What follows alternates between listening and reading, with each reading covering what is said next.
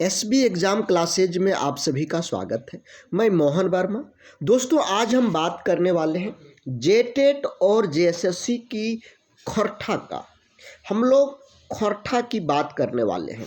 खोरठा में किस तरह के प्रश्न आते हैं, किस तरह की प्रश्नों का तैयारी आप करेंगे, उसका सही उत्तर आप कैसे चयन करेंगे, इन सारी बातों को लेकर के मैं यहाँ पर प्रैक्टिस सेट 2 दूसरा प्रैक्टिस सेट लेकर के आया हूं।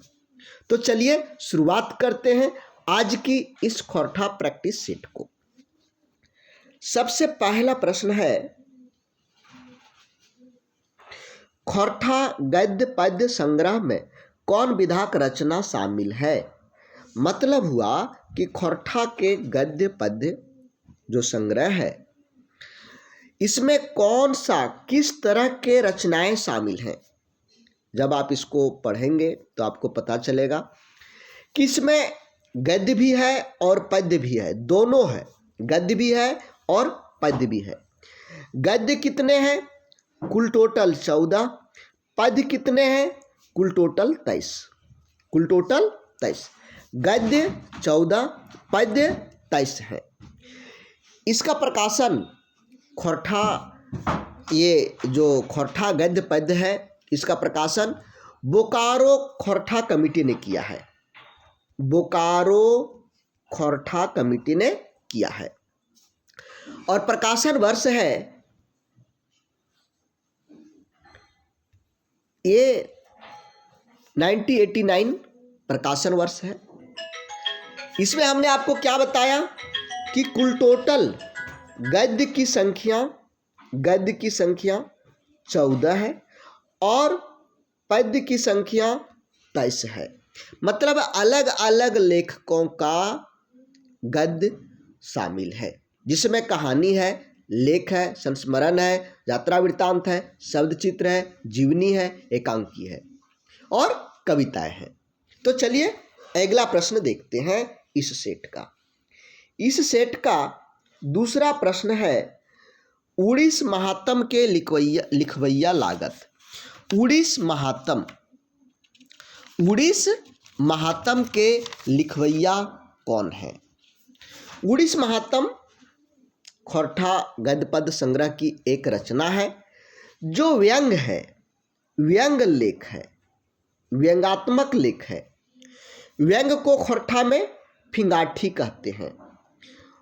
फिंगाठी, ये क्या है? फिंगाठी है। उड़ीस महात्म। इसके लेखक महेश गोलवार हैं। महेश गोलवार इसके लेखक हैं, लिखवैया हैं। देखिए, उड़ीस सभी लोग जानते हैं। खटमल को ही उड़ीस कहते हैं। तो उड़ीस मतलब खटमल का गुण और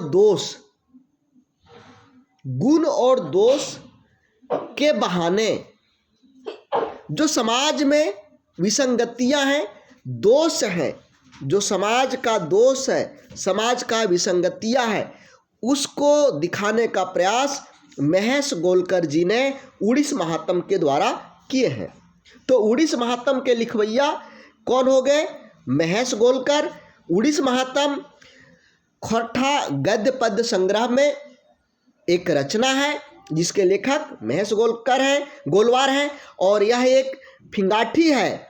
यह एक किस प्रकार का रचना है? फिंगाठी है, मतलब व्यंग रचना है। इस फिंगाठी में उड़ीस मतलब खटमल के गुण दोषों के बखान के बहाने समाज में जो गुण और दोष हैं, विसंगतियां हैं, इस पर कटाक्ष किया गया, व्यंग किया गया है।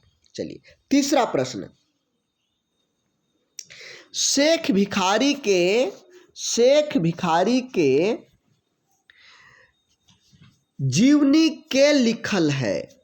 शेख भिखारी के जीवनी पारसनाथ महतो के द्वारा लिखा गया है। शेख भिखारी का जीवनी खोरठा गद्य पद्य संग्रह में आया हुआ है और यह एक जीवनी है, कहानी नहीं है, नाटक नहीं है, कविता नहीं है, यह जीवनी है। किस तरह का, किस प्रकार की रचना है? तो जीवनी है। इसके लेखक हैं पारसनाथ महतो। पारसनाथ महतो, शेख भिखारी को कौन नहीं जानते हैं?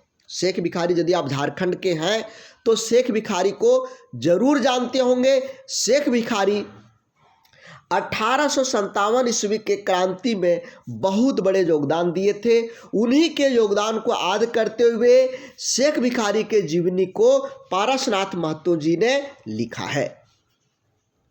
अगला प्रश्न है, आखिक गीत काव्य के कौन रूप है के? आखिक गीत काव्य के कौन रूप है के? आखिक गीत मुक्त यानी फुटकर काव्य है। फुटकर काव्य है। ये खौठा कविता का संग्रह है। खौठा कविता का संग्रह है। इसके जो कवि हैं श्रीनिवास पानुरी जी हैं। श्रीनिवास पानुरी, श्रीनिवास पानुरी जी आखिक गीत कविता के काव्य हैं। ये एक प्रकार का मुक्तक है यानी फुटकर काव्य है। इसकी यदि हम बात करें तो इस संग्रह में आखिक गीत जो खौठा कविता संग्रह है, इसमें कुल टोटल 71 कविता है और 11 छनिकाएँ हैं। छनिकाएँ हैं। इसका प्रकाशन नारायण महतो जी के द्वारा किया गया है और प्रकाशन का वर्ष है 2011। 2011 में आखिक गीत काव्य का प्रकाशन हुआ था। प्रकाशक है नारायण महतो। इसमें कुल टोटल 71 कविता है और 11 छनिकाएँ हैं। यदि हम इसके विषय वस्तु की बात करें तो इसमें समाज की जो पीड़ा है उसकी निजी अनुभूति और व्यक्तिगत पीड़ा के बारे में बताए हैं। जीवन दर्शन के बारे में बताए हैं। सामाजिक कुरीति के बारे में बताए हैं। विषमता के बारे में बताए हैं। ये सभी के बारे में, मातृ प्रेम के बारे में इस आखिक गीत कविता संग्रह में श्रीनिवास पानुरी जी ने लिखे हैं। श्रीनिवास पानुरी जी, श्रीनिवास पानुरी जी का लिखा हुआ आखिक गीत काव्य संग्रह है जिसमें मुक्तक है और फुटकर काव्य है।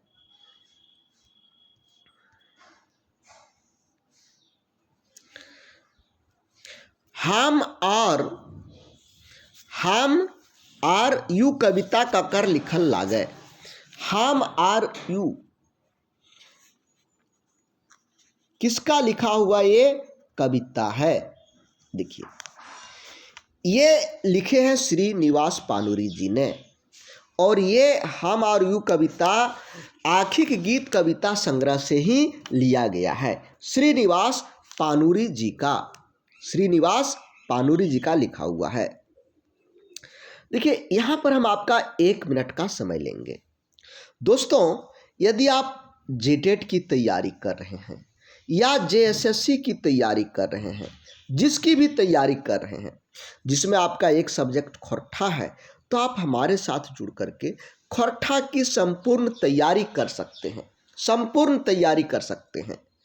दोस्तों, यहाँ पर आपको रिकॉर्डेड क्लास मिलेगा, पूरा सिलेबस का नोट्स पीडीएफ मिलेगा, ऑनलाइन टेस्ट मिलेगा और मॉडल क्वेश्चन पेपर मिलेंगे। जब आपके नोटिफिकेशन आ जाएंगे तो नोटिफिकेशन के आधार पर जिस तरह से आपका प्रश्न पूछा जाएगा उसके आधार पर मॉडल क्वेश्चन पेपर मिलेंगे। देखिए, आपको अलग से मॉडल क्वेश्चन पेपर, नोट्स के लिए बुक कुछ भी खरीदने की ज़रूरत नहीं होगी। दोस्तों, इसका फी पूरे कोर्स का मात्र 400 रुपये है 1 दिसंबर के पहले तक। 1 दिसंबर के पहले तक। 1 दिसंबर के बाद इसकी फ़ी 800 रुपये हो जाएगा। 800 रुपये हो जाएगा। तो दोस्तों, 800 रुपये होने के पहले ही आप इस कोर्स को परचेज कर लें। जितना आपको बुक्स खरीदने में पैसा नहीं लगेगा, उससे कम पैसे में हमारा पूरा क्लास आपको मिल जाएगा। कोर्स कैसे परचेज करेंगे? हमारा ऐप का नाम है एसबी एग्जाम। इस तरह का लोगो आपको मिल जाएगा, पीला कलर का लोगो मिल जाएगा। उसको आप डाउनलोड कर लेंगे, अपना कोर्स को चुनेंगे और वहाँ पर फीस जमा कर देंगे। यदि वहाँ पर किसी तरह की परेशानी होती है, कुछ समझना चाहते हैं, तो ये हमारे ऑफिस का हेल्प नंबर है। आप इनमें से किसी पर भी कॉल करके और सारी जानकारी आप हम लोगों से प्राप्त कर सकते हैं। तो आज के लिए ये अभी जो फ़ी है ये हम आप लोगों को बता दिए कि 1 दिसंबर तक के लिए फ़ी आपका मात्र 400 रुपये है पूरे कोर्स का, लेकिन यही 1 दिसंबर से 800 रुपये हो जाएगा। चलिए अगला प्रश्न हम लोग देखते हैं। खोरठा वाल्मीकि ककरा कहल जा है। श्रीनिवास पानूरी जी को खोरठा वाल्मीकि भी कहा जाता है। खोरठा वाल्मीकि भी कहा जाता है। अगला प्रश्न चलिए।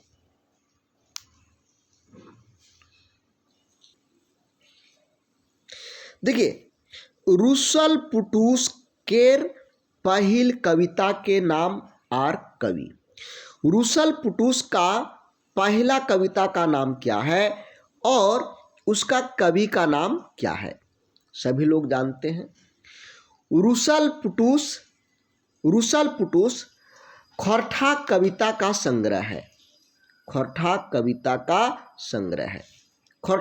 का संग्रह है। इसको संपादन करने वाले हैं शिवनाथ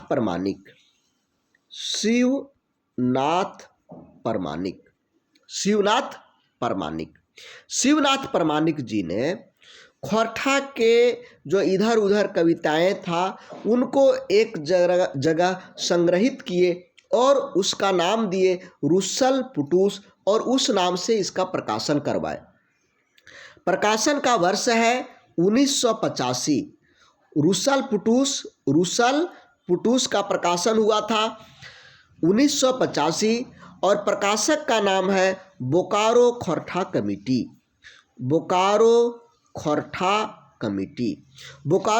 कमेटी के द्वारा रुसल पुटूस शिवनाथ प्रमाणिक के द्वारा संग्रहित रचना का प्रकाशन किया गया है। अब इसमें पहला जो कविता है वह है जोहार, जिसके लेखक हैं यानी कवि है शिवनाथ प्रमाणिक। जिसके कवि कौन है? शिवनाथ प्रमाणिक। जोहार शिवनाथ प्रमाणिक जी के द्वारा जोहार लिखा गया है, कवि है उनके। अगला प्रश्न फिर से एक बार इसको रिपीट कर देते हैं। रुसल पुटूस कविताओं का संग्रह है। कविता को संग्रह करने वाले हैं शिवनाथ प्रमाणिक जी ने जोहार कविता लिखे हैं और रुसल पुटूस का ये पहला कविता है। चलिए, हमर मनक गुमार कविता ककर लिखल लागे। हमर मनक गुमार कविता ककर लिखल लागे। देखिए, हमर मनक गुमार कविता जो है अकलू राम महतो जी के द्वारा लिखा गया है। किसके द्वारा लिखा गया है? अकलू राम महतो जी के द्वारा लिखा गया है।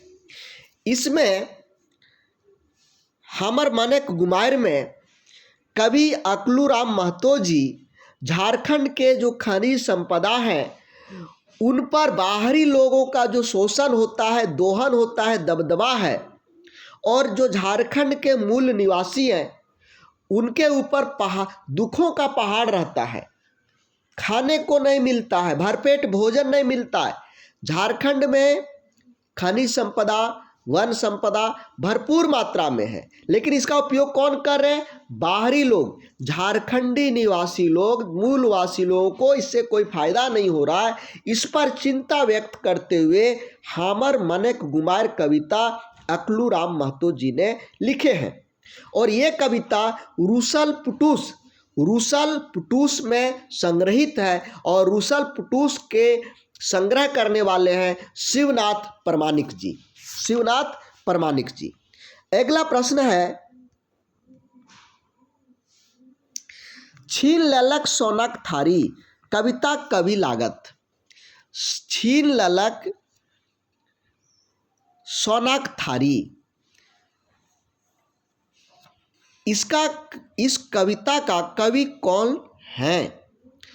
तो इसके कवि हैं प्रदीप कुमार दीपक। प्रदीप कुमार दीपक कौन है? प्रदीप कुमार दीपक। प्रदीप कुमार दीपक जी के द्वारा छीन ललक सोनक थारी कविता लिखा गया है। इस कविता में झारखंड में जो खनिज है, खान है, वन है, संस्कृति रूप से हमारा झारखंड समृद्ध है, लेकिन यहाँ के लोगों को प्रताड़ित किया जाता है, शोषित किया जाता है। हम लोगों को वो अधिकार नहीं मिलता है जो अधिकार हम लोगों को मिलना चाहिए।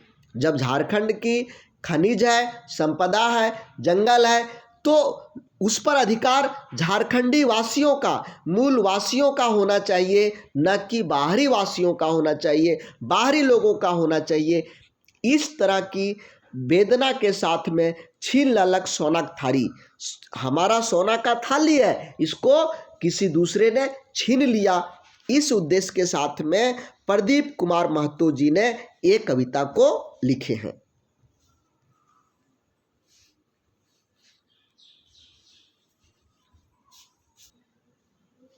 दोस्तों, इसे यदि आप विस्तार पूर्वक पढ़ना चाहते हैं, विस्तार पूर्वक, तो आप हमारे पेड कोर्स में आए।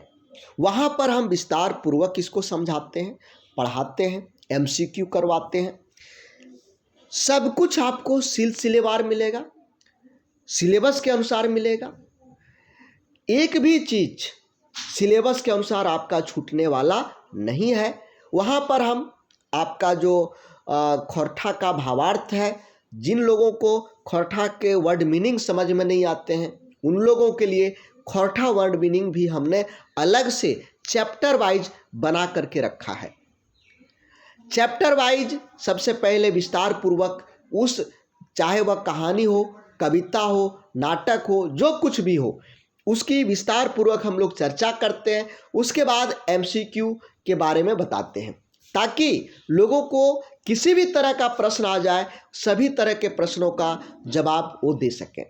तो दोस्तों, देरी नहीं करिए। यदि आपका सपना इस कंपटीशन को क्वालिफाई करना है, इस कंपटीशन में टॉपर बनना है, तो आप हमारे साथ जुड़ करके खोरठा की तैयारी ही नहीं, आप संपूर्ण कंपटीशन की तैयारी कर सकते हैं, चाहे वह JSSC हो या फिर JTET हो। हमारे यहाँ का फी बहुत कम होता है, लेकिन यदि आप दूसरे की अपेक्षा स्टडी मटेरियल की बात करें, क्लास की बात करें, नंबर 1 मिलेगा। आप कंपैरिजन कर लीजिए ऑनलाइन जो भी आप लोगों को मिलता है, और उसके बाद कंपैरिजन करने के बाद, दोनों की तुलना करने के बाद आप हमारे साथ जुड़िए। हम ये नहीं कहते कि आप पहले ही हमसे जुड़ जाइए।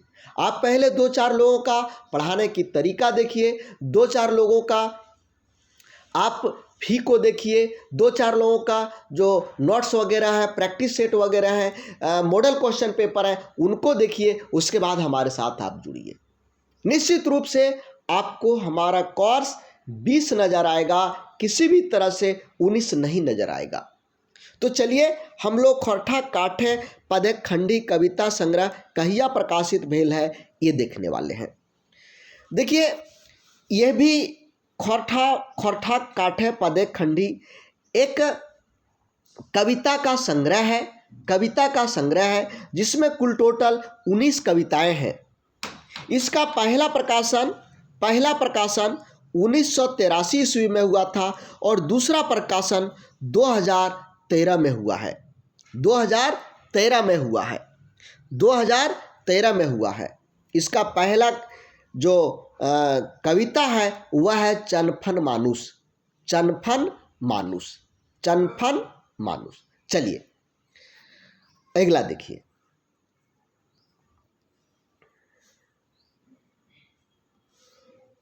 मीरा चाही गोला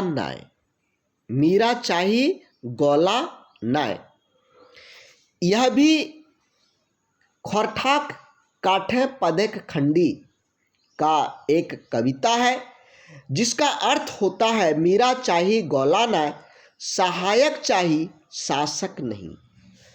शासक नहीं, शासक नहीं चाहिए, सहायक चाहिए जो सहायता करता है। यहाँ पर देखिए क्या कहा जाता है, स्त्री और पुरुष के संबंध को बताया गया है, पति पत्नी के संबंध को बताया गया है कि पत्नी को क्या चाहिए, पत्नी को क्या चाहिए, पत्नी की आवश्यकता क्या है।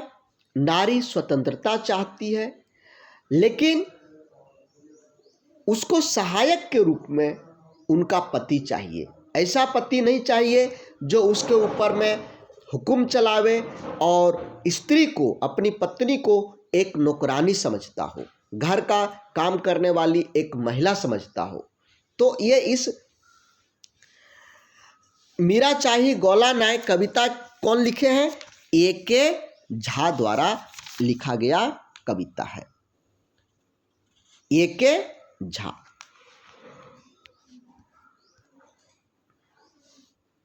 मीरा नामे कविता ककर लिखल लागे, अभी हमने आपको बताया ना, ए.के. झा, ए.के. झा। भगजोगनी उपन्यास का प्रकाशन वर्ष क्या है। भगजोगनी उपन्यास का प्रकाशन वर्ष, भगजोगनी उपन्यास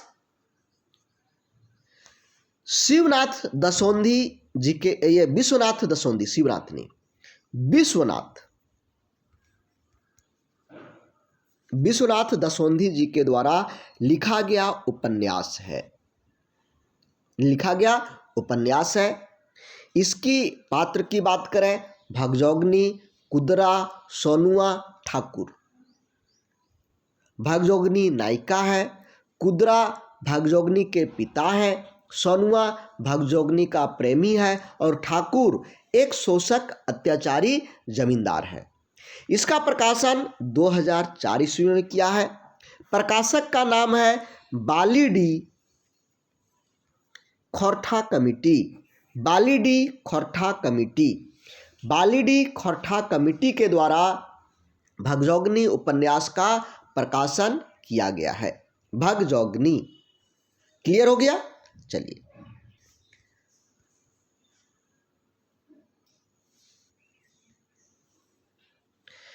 भगजोगनी ककर संगे मनसौदा बियाह करल है। भगजोगनी ककर संगे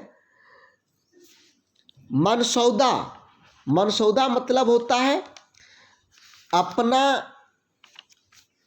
प्रेम, अपना, जिसको हम लोग कहते हैं प्रेम विवाह, खुद चुन करके विवाह करना, मनसौदा विवाह। तो अपना मनसौदा बियाह ककर साथे कर ले है, सोनुआ संगे। कहीं कहीं पर आपको लिखा हुआ मिलेगा सोनुआ और कहीं कहीं पर आपको लिखा हुआ मिलेगा सोनुआ। तो सोनुआ संगे ये किए हैं। यहाँ पर यदि आप इस उपन्यास की कथा पर जाएंगे तो भगजोगनी के पिताजी जो कुदरा हैं, भगजोगनी के पिता का नाम है कुदरा, एक गरीब किसान है, खेती चल करके किसी तरह से आने खेती बाड़ी करके अपना गुजारा करते हैं और जमींदार के घर में सेवा टहल का भी काम करते हैं। ये जो जमींदार है शोषक प्रवृत्ति का है और यह संतुष्ट रहता है। सिर्फ जो ठाकुर जो है केवल काम लेना जानता है लेकिन दाम देना नहीं जानता है। कुदरा का मन, जो गरीब किसान है, उसके इस तरह के व्यवहार से मन उचट जाता है। चलिए इसको और हम लोग डिटेल में पढ़ेंगे पेड क्लास में। भगजोगनी के फुलिन के की नाम रहे। भगजोगनी के फुलिन, भगजोगनी के फुलिन के की नाम रहे। देखिए फुलिन समझ रहे हैं, फुलिन, फुलिन किसको कहा जाता है। गांव देहात में फूल लगाती हैं, मतलब दोस्त लगाती हैं फूल के साथ, यानी फूल दे करके, एक दूसरे को फूल दे करके दोस्त लगाती हैं, तो उसको फूलिन कहा जाता है। तो इनका फूलिन का नाम था खेदनी। क्या नाम था? खेदनी। खेदनी नाम था।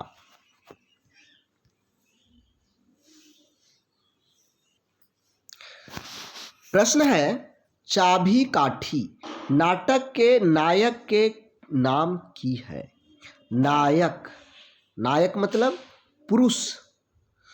पुरुष जो होते हैं और जो मुख्य होते हैं, पुरुष और मुख्य होते हैं, उनका नाम है शंभू। शंभू एक क्रांतिकारी युवक है। क्रांतिकारी युवक है। क्रांतिकारी युवक है। चाभी काठी की यदि हम बात करें तो ये एकांकी नाटक है। एकांकी नाटक है। एकांकी नाटक। इसको लिखने वाले लेखक श्रीनिवास पानुरी जी हैं। श्रीनिवास पानुरी जी हैं। श्रीनिवास पानुरी जी के द्वारा चाभी काठी खोरठा एकांकी नाटक लिखा गया है। ये एकांकी है। इसमें यदि हम और पुरुष पात्र की हम बात करें तो कालूराम है, जो जमींदार है, खलनायक है, जिसको आप कह सकते हैं कालूराम खलनायक। एक होता है ना नायक, और एक खलनायक। नायक हो गया शंभू, शंभू नायक हो गया हीरो, और विलेन हो गया कालूराम। और यदि हम इसकी बात करें स्त्री, तो इसमें सुहागी है। सुहागी जो शंभू की माँ है। सौमरी गांव की एक औरत है। चुटरी माँ विदूषक की पत्नी है। दमयंती एक शिक्षित युवती है। और कर्मी गांव की दलाल औरत है। गांव की दलाल औरत है। इसको डिटेल में पेड कोर्स में हम बताए हुए हैं। तो आगे चलिए। कालूराम के मुंशी के नाम की लागे। कालूराम के मुंशी के नाम की लागे। देखिए, कालूराम हमने आपको क्या बताया? कालूराम क्या है? कालूराम खलनायक है। नाटक में खलनायक है। नायक कौन है? शंभू। नायक कौन है? शंभू। तो यहां पर कालूराम का मुंशी का नाम फकीरा है। कालूराम के मुंशी का नाम कौन है? क्या है? फकीरा। फकीरा है कालूराम का मुंशी। कालूराम का मुंशी। यदि हम बात करें मोती की, मोती है विदूषक, चुटरा का बाप। मोती कौन है? विदूषक है, और जिसको आप कह सकते हैं चुटरा का बाप है। चुटरा का बाप। संतु कालूराम का लठेत है। कालूराम का लठेत। लठेत है कालूराम का। संतु लठेत है। और रत्तीराम क्या है? गांव का, माने गांव नहीं, शहर का एक शहरी युवक है। शहरी युवक, शहर का लड़का है। तो रत्तीराम शहर का लड़का है। संतु कालीराम का लठेत है। मोती विदूषक है और चुटरा का बाप है। फकीरा कालूराम का मुंशी है। जो प्रश्न में पूछा गया कालूराम का मुंशी, वो फकीरा है। फकीरा कालूराम का मुंशी है। चाभी काठी नाटक के संपादन के करल। संपादन इसका कौन किए हैं? तो इसको करने वाले हैं आकाश खुट्टी। गिरधारी गोस्वामी आकाश खुट्टी। गिरधारी गोस्वामी आकाश खुट्टी जी चाभी काठी नाटक के संपादक हैं। संपादक हैं। अगला प्रश्न है, अजगर नाटक में शोषक अत्याचारी धचर के पात्र लागे। देखिए, यदि हम अजगर नाटक की बात करें तो इसको लिखने वाले हैं विश्वनाथ दसोंधी जी। विश्वनाथ दसोंधी जी अजगर नाटक को लिखने वाले हैं। इसमें जो अत्याचारी शोषक आदमी है वह है अघनु लाला। कौन है? अघनु लाला, शोषक अत्याचारी। मंगरा की बात करें तो अघनु लाला का ये बेटा है। अघनु लाला का बेटा का नाम है मंगरा। गोबरा कौन है? गोबरा है गांव का अछूत गरीब किसान। गांव का अछूत गरीब किसान गोबरा। तेतरा है गांव का एक गरीब आदिवासी। गांव का एक गरीब आदिवासी तेतरा है। गोबरा कौन हुआ? गरीब किसान। मंगरा कौन हुआ?